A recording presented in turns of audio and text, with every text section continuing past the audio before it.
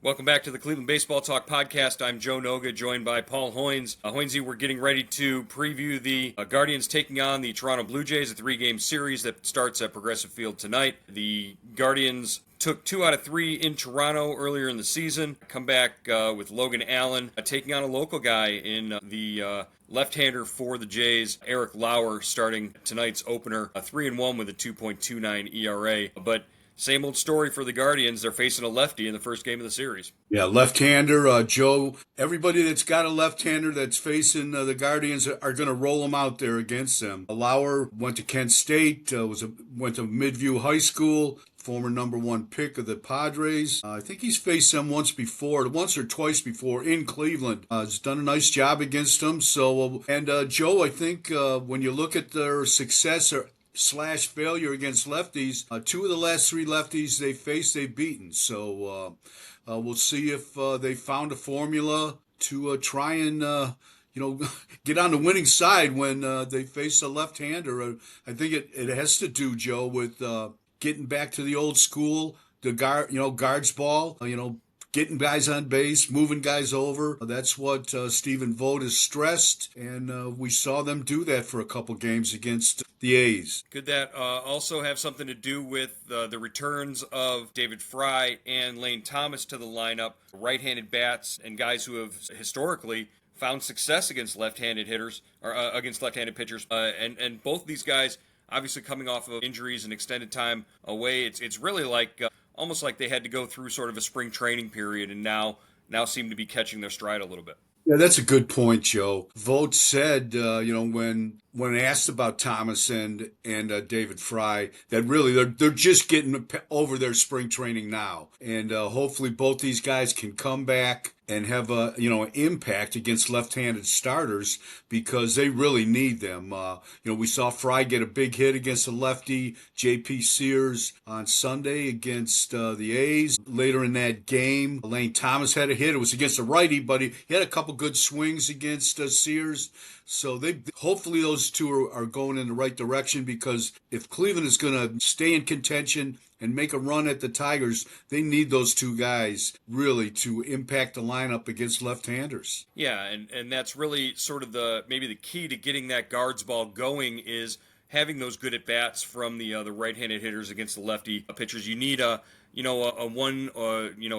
2, 3, 4 run inning early in order for guards ball to sort of kick in and hold, because it's not just enough to put the pressure on the other team, make them make the defensive mistakes, have a big inning, but then that leads to the Guardians' defense kicking in and guys making plays that way, the bullpen coming in and being as effective as it is. It's all part of that formula, and they seem to have gotten back to it. It's easy to say against the A's, out there in Sacramento, but now you've got maybe a better quality opponent coming in to Toronto, certainly with their lineup that they can throw at you. Yeah, this is going to be a good test for them. We saw it Saturday night, Joe, against the A's. They send 9 guys to the plate in the second inning, score 4 runs, and make that stand up for a 4-2 win. And after the game, Vogt said, this is what we have to do. We've got to play timely offense, get timely hits, move the line, walk, steal bases, and we have to get elite pitching and defense to win. That's the way we win, and that's they kind of got away from that,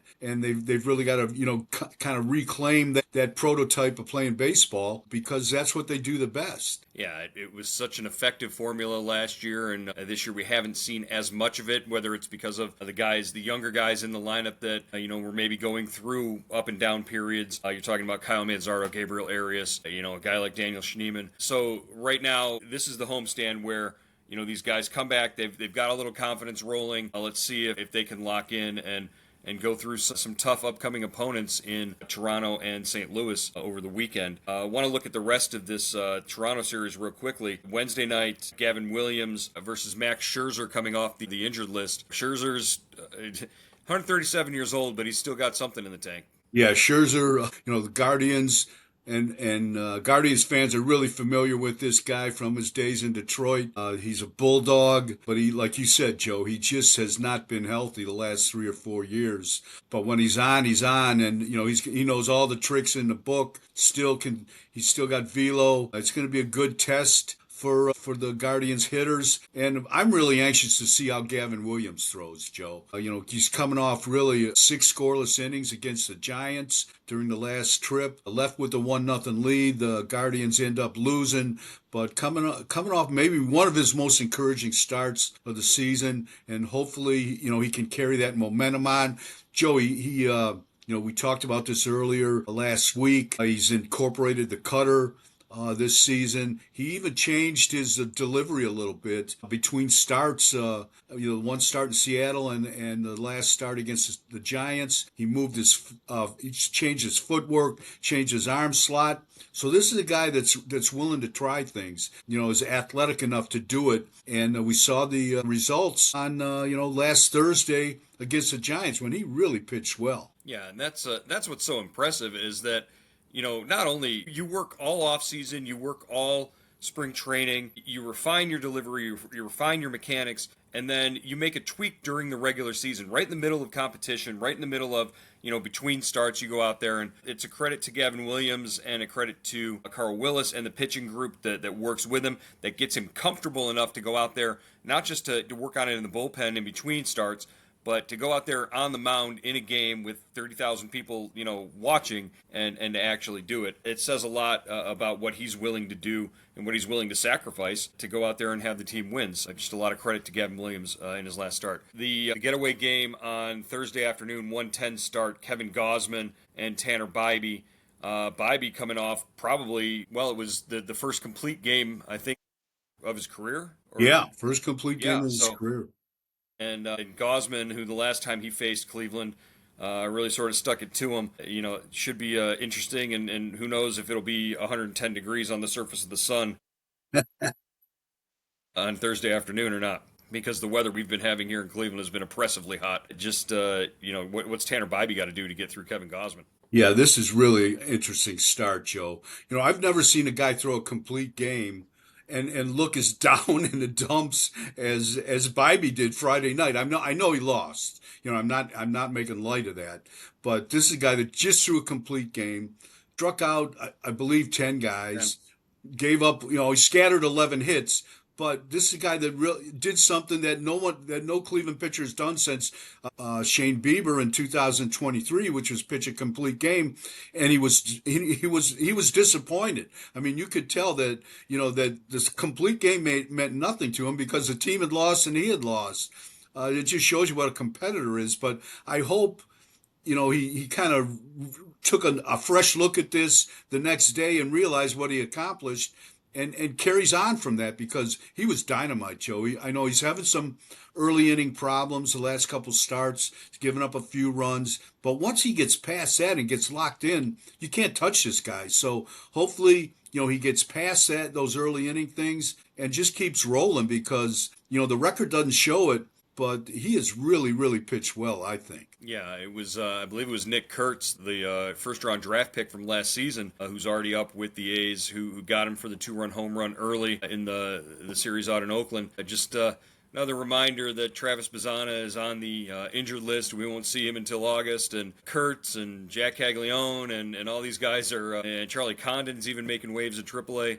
All these guys who were in that sort of group that the Guardians had considered for the number one pick, they're already up and producing in the majors. And Travis Bazzana sort of taking his time with dealing with the injury at. Yeah, Joe.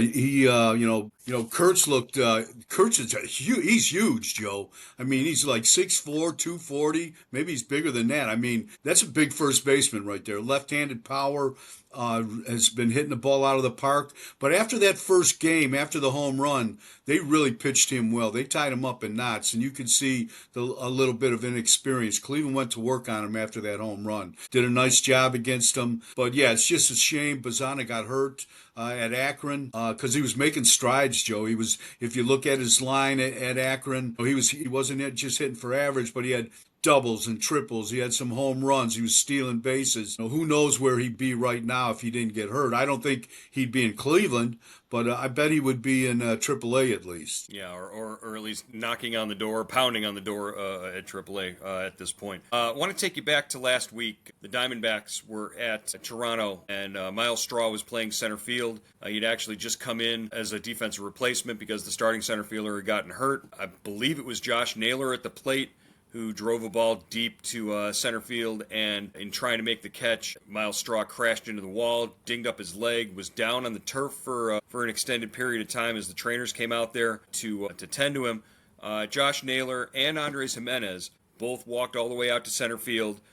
Sort of, didn't necessarily do anything, but they just being there in their presence and sort of, that was their teammate in Cleveland for a couple of years, and just, what'd you think when you saw, the highlights from that? And certainly for me, that says more about the culture and the camaraderie in that clubhouse the last couple of years, and just the good climate that they have and that they've cultivated, because they were teammates, one way or another, and they're out there sort of pulling for each other when one of their guys goes down. Yeah, that was heartwarming, Joe. You don't see that.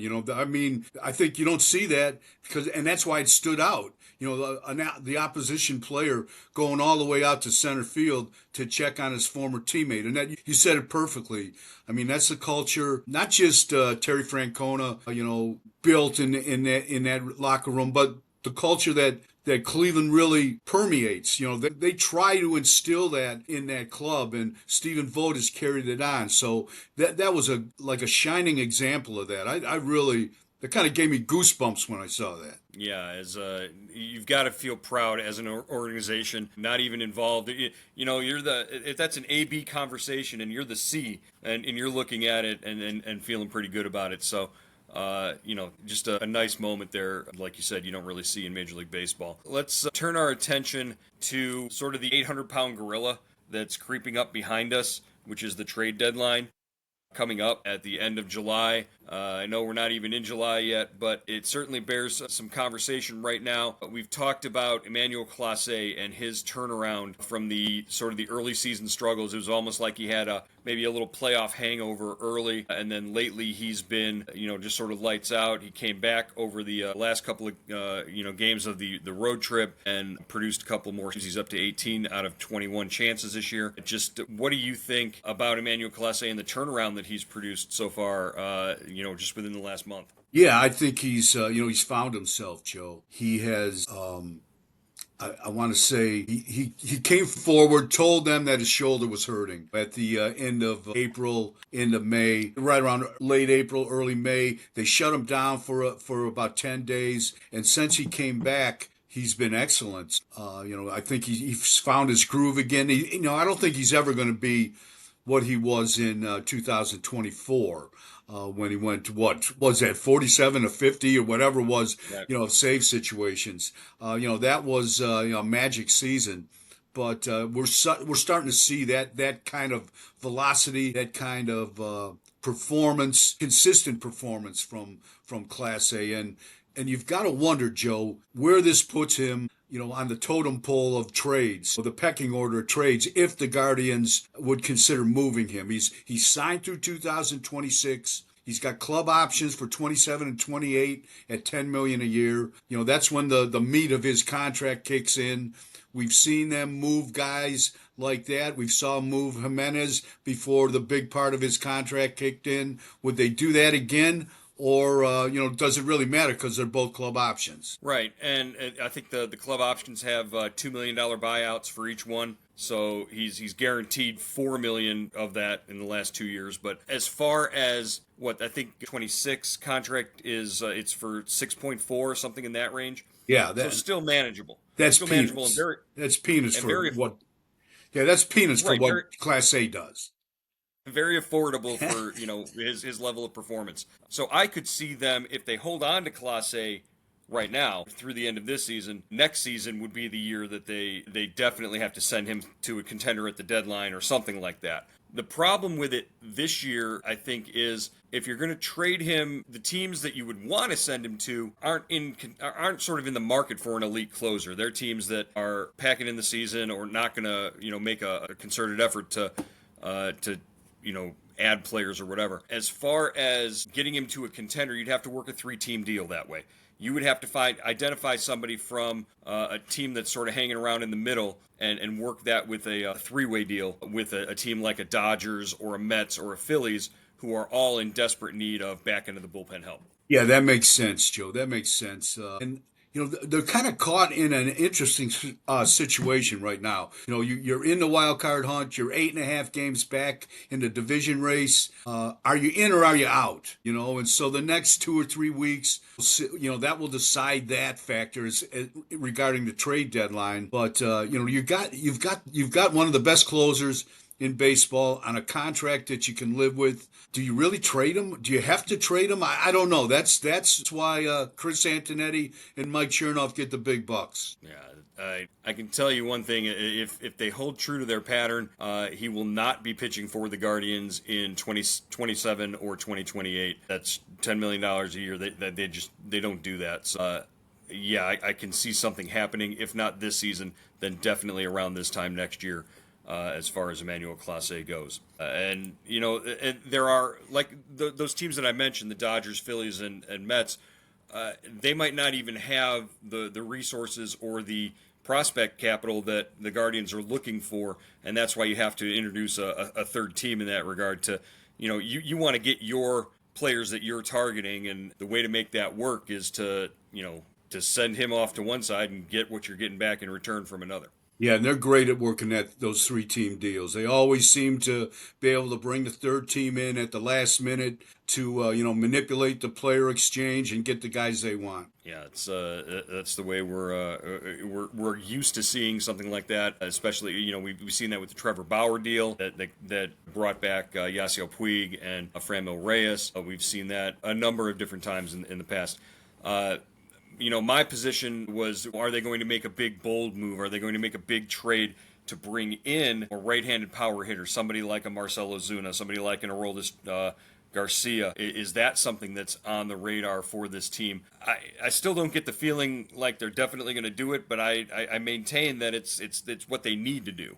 Yeah, they usually don't make trades like that, Joe. When was the last time they brought in a big hitter at the deadline? I can't remember. I'm sure I'm missing one. I mean, really, that Bauer deal, when they brought in 2 big right-handed sticks, yeah. I think was the last time they did something like that. But I don't think that those were future, those were sort of win now sort of moment deals. I really don't think that was the case. So, and really you got to go back to 2018 for the last time that they were willing to part with a top prospect at the deadline, like Francisco Mejia. I think he was the number 1 rated prospect in the organization, and they traded for Brad Hand and Adam Simber. Right. I forgot about that. And those are pitchers. I don't remember like a Marcell Ozuna coming here, at the deadline. I don't remember that. I mean, the biggest, in 2016, when they made the deal at the deadline. Andrew Miller. Yeah, Andrew Miller. It always seemed to be a pitcher instead of a hitter. I mean, I can remember back to the 90s when, everybody was excited they got Kevin Seitzer.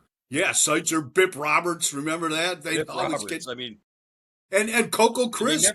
Coco Crisp in 2016 was a pretty good addition. Right. Well, he produced definitely down the stretch in the postseason for sure. He was lights out. Yeah, and okay, yeah, they brought back Jim Thome, the corpse of Jim Thome at the time, but they had to put a statue up to get him there. That's the kind of thing that, you think about that. This is different. This is, are they in or are they out? And can one player like Zuna or Chapman, or I'm sorry, not Chapman, Garcia, make a difference there? And we'll see if it happens. All right, Hoynes, that's going to wrap up today's edition of the Cleveland Baseball Talk podcast. Apparently, we've been live this entire time, and I didn't even realize it. So if you've been watching live, first of all, I'm sorry that you've got nothing better to do. But also, maybe we'll do this again live. This was interesting. The new podcast format for me is still uncharted territory, so we'll work out the kinks. So what do you think of going live, Hoynesy? Okay, all right. Well, now we got to do some editing. All right, Hoynesy, we'll check in with you tomorrow. Take care.